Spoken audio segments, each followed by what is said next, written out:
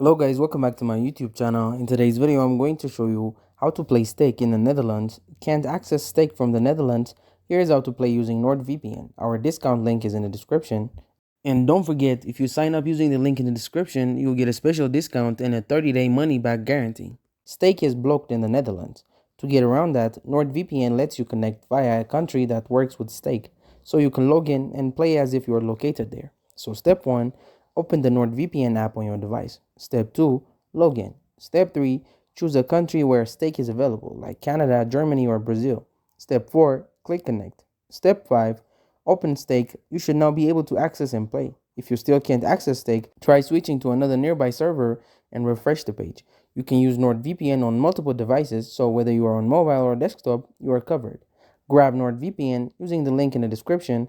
We are partners, so you'll get an exclusive discount when you sign up. It's always in the description. Change your location, unlock stake, start playing with NordVPN.